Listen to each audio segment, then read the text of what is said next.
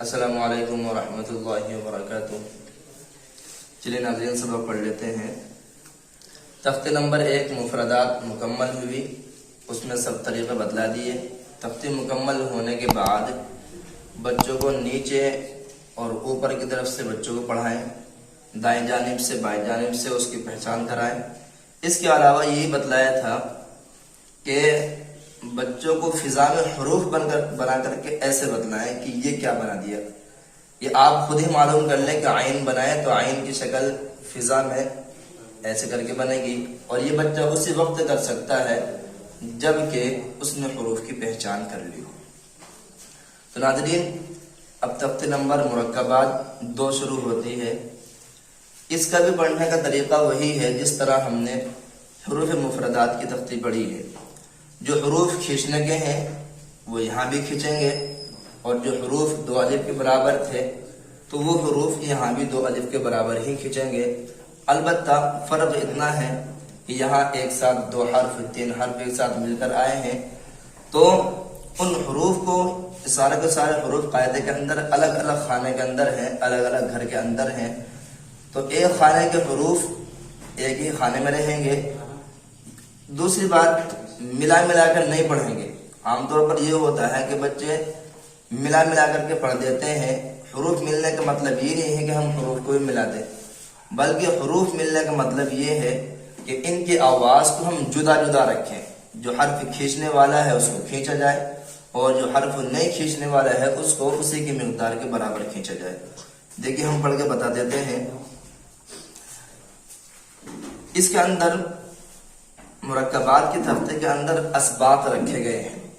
جہاں جہاں آپ دیکھیں گے کہ مفردات حرف بھی آئے ہوئے ہیں تو وہاں سے ایک سبق شروع ہوتا ہے، پھر دوسرا حرف سبق شروع ہوتا ہے۔ جیسے یہاں دیکھ لیں، شروع میں الف لے کر آئے ہیں تو اس الف کو ہم دوسرے حرفوں کے ساتھ استعمال کریں گے، اس کی پریکٹس کریں گے، اس کی مشق کرائیں گے۔ اس کے بعد پھر دوسرا مفرد حرف آ جاتا ہے لام، تو پھر اس لام کی ہم دیگر حروف کے ساتھ مشق کریں گے۔ ایسے ہی پھر آ جاتا ہے سنگل حرف کاف، تو پھر کاف کو ہم دوسرے حروف کے ساتھ اس کی مشق کریں گے۔ ایسے ہی بیچ بیچ میں سنگل حرف دیے ہیں، مفرد حروف دیے ہیں انہوں نے مصنف علیہ الرحمہ نے، تو ان مفرد حرف کو ہم دیگر حرف کے ساتھ ملا کر کے مشق کریں گے۔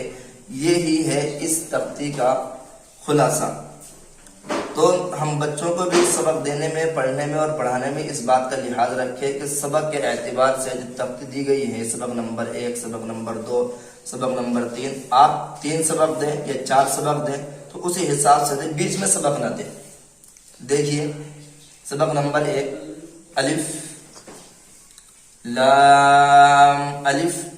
عام طور پر پڑھنے میں غلطی کیا ہوتی ہے؟ لام الف با الف لام الف، یہ پڑھتے ہیں عام طور پر، یہ بہت بڑی غلطی ہے۔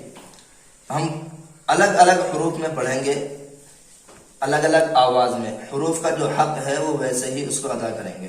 لام الف، سانس توڑ بھی سکتے ہیں اور بغیر سانس توڑے بھی ادائیگی ہو سکتی ہے، جیسے لام الف، یا ایسی بھی لام الف با الف با الف، بیچ میں سانس بھی توڑ سکتے ہیں اور بغیر سانس کے بھی پڑھ سکتے ہیں۔ با الف لام الف، یہ جو لام الف آپ یہ دیکھ رہے ہیں، یہ دیکھ رہے ہیں، یہ دیکھ رہے ہیں، یہ دیکھ رہے ہیں، یہ 5 شکل میں لام الف دیا ہوا ہے۔ ان کا سب کا مقصد یہ ہے کہ یہ شکلیں ہیں، ان شکلوں میں الف اور لام استعمال ہوتے ہیں، ان میں کوئی فرق نہیں ہے۔ لام، یہ ایک سبق مکمل ہو گئے۔ اب سبق نمبر 2 شروع ہوتا ہے۔ سنگل حرف لام دیا ہے، اب اس لام کو دیگر حروف کے ساتھ استعمال کریں گے۔ لام لام الف لام جیم، دونوں حروف کی مقدار 3 الف کے برابر ہے۔ عام طور پر بچے کیا پڑھتے ہیں؟ لام جیم لام الف با لمبا، تو با لمبا نہیں ہے، مطلب جو حرف جس کی ادائیگی ہے ویسے پڑھا جائے۔ لام الف با لام لام با، ایسے ہی پڑھ سکتے ہیں، با لام با، کاف کاف۔ اب دیکھیں ناظرین، دو کاف دیے ہیں، دونوں کی شکل مختلف ہے، الگ الگ شکلیں ہیں۔ یہاں سے سبق نمبر 3 شروع ہوتا ہے۔ اب ہم بچوں سے یہ معلوم کریں، پڑھنے والوں سے، میں بھی خود معلوم کر رہا ہوں جو ناظرین سنتے ہیں، جیسے کاف با، اب آپ یہ بتائیں با کے ساتھ کون سے کاف کو جوڑا ہے؟ یہ والی شکل جوڑی ہے یا یہ والی شکل جوڑی ہے؟ تو پہچان اگر ہوگی تو فوراً بتا دیں گے کہ پہلی شکل با کے ساتھ جڑی ہوئی ہے، کاف با۔ اب بتائے با کے ساتھ کون سی شکل جڑی ہوئی ہے؟ تو فوراً جس کاف کے اوپر یہ مرکز والا نشان لگا ہوا ہے اس کو مرکز بولتے ہیں، جس کاف کے اوپر یہ مرکز کے نشان ہوگا تو ہم پہچان کر لیں گے کیونکہ یہاں بھی مرکز کا نشان ہے، تو دوسری شکل با کے ساتھ جڑی ہوئی ہے، کاف با، کاف الف، کاف لام۔ لام کے ساتھ بتائیے کون سی شکل جڑی ہوئی ہے؟ پہلی شکل جڑی ہوئی ہے، با کاف تا۔